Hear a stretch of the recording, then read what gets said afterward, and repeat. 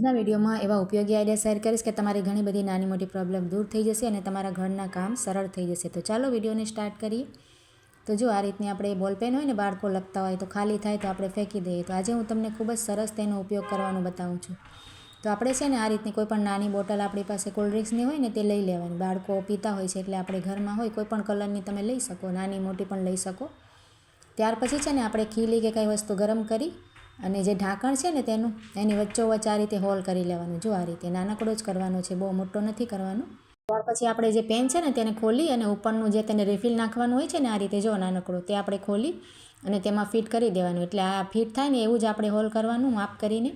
અને ત્યાર પછી આપણે ઢાંકણ બંધ કરી દઈશું. તો આપણે સરસ આ જુઓ બોટલ બનીને તૈયાર થઈ ગઈ છે. તમે તેમાં તેલ ભરી શકો કે પછી કેરોસીન આપણે વાપરતા હોઈએ તે પણ ભરી શકાય. વધારે આપણે તેલ ભરીએ તો આપણને ખૂબ કામ આવે. આપણે રોટલી પરોઠામાં આ રીતે નાખતા હોઈએ તો થોડું થોડું તેલ પડે.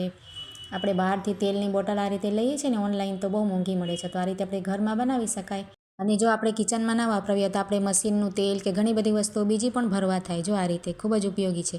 ત્યાર પછી જો હવે આ રીતે બાળકોના શર્ટ કે ટી શર્ટ આવે છે ને, વધારે તો ટી શર્ટ જ હોય છે, તો તેમાં આપણે આ રીતના સ્ટીકર લાગેલા હોય. આપણે ઇસ્ત્રી કરવું હોય ને પ્રેસ કરવું હોય તો તેમાં ચોંટી જાય છે. તો તેના માટે આપણે શું કરવાનું, આ રીતે ટીશ્યુ પેપર આપણી પાસે હોય ને તે લઈ લેવાય. તમે સિલ્વર ફોઇલ આવે છે ને તે પણ લઈ શકો અને તેની ઉપર પાથરી દેવાનું. જો આ રીતે લખેલું હોય ને તો તે ચોંટી જાય ઇસ્ત્રીમાં અને ઇસ્ત્રી પણ ખરાબ થાય ને આપણે જો ટી શર્ટ હોય ને તે પણ ખરાબ થઈ જાય, પહેરવા જેવું ના રહે.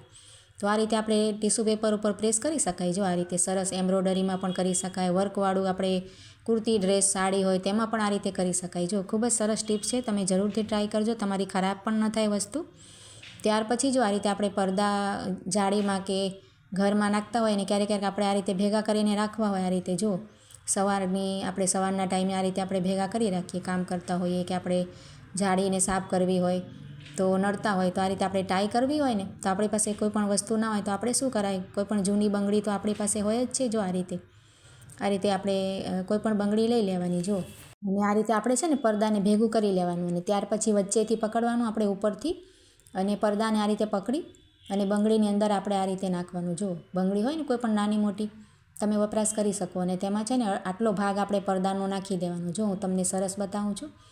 અને નાખીને આપણે જે ભેગું કર્યું છે ને તેને આ રીતે તમે ખોલી લેશો ને તો સરસ તમારે ડિઝાઇન બની જશે. જો કોઈ પણ વસ્તુનો ઉપયોગ વગર એક જૂની બંગડીથી તમે આ રીતે જો ફ્લાવરની ડિઝાઇન બનાવી શકો. પડદો ખૂબ જ સરસ લાગશે.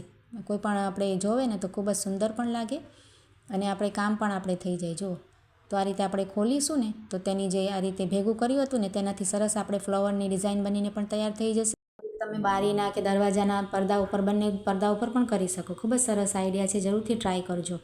ત્યાર પછી જો આ રીતે આપણે ઓશિકાના કવર હોય ને ક્યારેક ક્યારેક શું થાય કે જૂના બહુ થઈ જાય તો આપણે ચેન પણ નીકળી જતી હોય ને તેને બંધ કરવાનું કંઈ પણ ન હોય, બટન પણ લગાવવા પડે આપણને. તો ક્યારેક અર્જન્ટમાં તમારે આ રીતે બંધ કરવું હોય ને તો શું કરાય, આપણે જે ડબલ ટેપ આવે છે ને આપણી પાસે, જો આ રીતે ડબલ સાઈડ ચોંટાડવાની આવે છે ને તેનો તો આપણે ઉપયોગ કરી શકાય. આપણે અર્જન્ટમાં બહાર સીવડાવવા ના જઈ શકાય કે પછી ઘરમાં આપણે ન સીવી શકાય આપણે બટન વગેરે, તો આ રીતે તમારે છે ને કટકા તેના કટ કરી લેવાના ટેપ પટ્ટીના અને આ રીતે ચોંટાડી દેવાનું. તમે એક પણ લગાવી શકો, પણ આ રીતે મારા ઘરમાં બાળકો છે ને તો બહુ ખૂબ જ કાઢી નાખે છે. તો આ રીતે મેં 3 પીસ લગાવી લીધા છે. હવે તેનું સ્ટીકર ઉખાડી લઈશું ઉપરથી અને આ રીતે તમે ચોંટાડશો ને તો તમારે જો હમણાં તાત્કાલિક આપણે કામ થઈ જાય અને આપણે જે ઓશિકું છે ને એ ખુલ્લું પણ ના રહે. બાળકો ગમે એટલું ફેંકે કે મસ્તી કરતા હોય કે કંઈ પણ હોય ને તો પેક જેવું સરસ થઈ જાય. જો ખૂબ જ સરસ ટીપ છે, જરૂરથી ટ્રાય કરજો.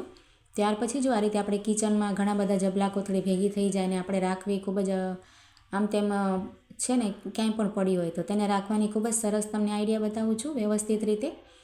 તો આ રીતે છે ને તેને આપણે વાળી લેવાની. જો વાળીને ઊભી આપણે તેને ઘડી કરી લેવાની, જેટલી પણ તમારે જબલા કોથળી રાખવી હોય ને એટલી. ત્યાર પછી આ રીતના પુઠ્ઠું તો આપણી પાસે હોય જ છે ને, આ રીતે લઈ લેવાનું. રોલનો કટકો પણ લઈ શકો અને તમારે ના હોય ને તો પુઠ્ઠો જાડો હોય ને તેને પણ તમે ગોળ વાળી લેશો તો આ રીતે તૈયાર થઈ જાય. ત્યાર પછી તેમાં વીંટાળી લેવાનું. જો આ રીતે, અને એક આપણે વીંટાળી લીધી છે. હવે આ બીજી છે તો બીજીનું નાકું આપણે નીકળે ને ઉપર રાખવાનું, નાકાનો ભાગ, અને નીચેથી આપણે એમાં વીંટાળવાનું. અને નાકાનો ભાગ આવે ને તો આપણે બીજી આપણે એડ કરી દેવાની. ત્યાર પછી કોઈ પણ આપણે આ રીતનું પ્લાસ્ટિકનું ડબ્બો લઈ લેવાનું. જૂનું આપણી પાસે ડબ્બા તો ઘણા બધા ચોરસ હોય કે ગોળ હોય, કોઈ પણ ચાલે. અને તેમાં ઉપરથી આ રીતે કટ કરી લેવાનું આપણે તેના નાકા કાઢવા માટે અને ઢાંકણ બંધ કરી દેવા. આપણે જે તૈયાર કર્યું છે તે ડબ્બામાં રાખી દેવાનું સરસ અને ઢાંકણમાંથી આપણે છે ને આ રીતે નાકા કાઢી લેવાના. જુઓ તો તમારે છે ને સરસ ક્યાંય પણ રાખી શકો. અને સરસ રીતે ઓર્ગેનાઇઝર આપણું ઘર રહેશે. જો એક એક આપણે કોથળી તેમાંથી નીકળશે. જો તમારે એક સાથે નહીં નીકળે. તો આજના આઈડિયા સારા લાગે તો લાઇક કરજો અને કમેન્ટ દ્વારા જણાવજો અને મારી ચેનલને સબસ્ક્રાઈબ જરૂરથી કરજો.